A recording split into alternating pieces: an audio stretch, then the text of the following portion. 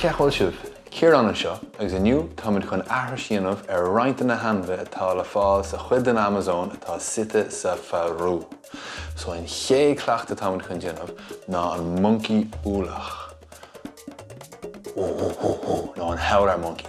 It's brala an cleachta seo. So an monkey úlach bíonn sé ag olagón agus ag scradaí agus ag bécéil ó bhadan githíthe.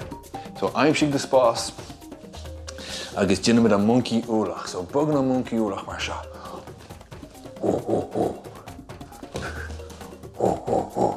So bog it tróháin, an tró eile, chun tosaí, siar, trasna, agus reis.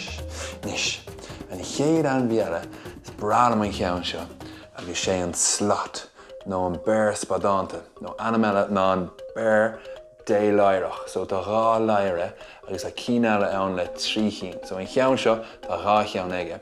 Agus caitheann an slot cuid is mód a chud ama bunós cíns na crin. So táid chun athras dhéanamh inis an slot. So bhícinnte go spás taobh hir agat, agus táid chun graime áil na bara chéine, agus táid chun rollú siar agus a níor.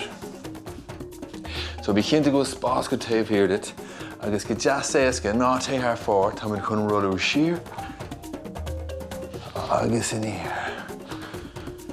So it's brala an cleachta seo. Dating dhéanamh an lár fad. So cosú leis an bear spadanta, bunós cíns na crin. Nis, rud atá anspéisiúil faoin slot ná go bhfuil siad níos fearr ag snáb ná an mar atá siad ag bug a thart sna crin.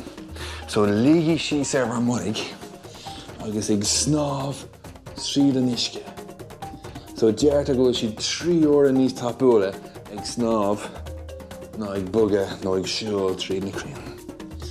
Raus. Nó.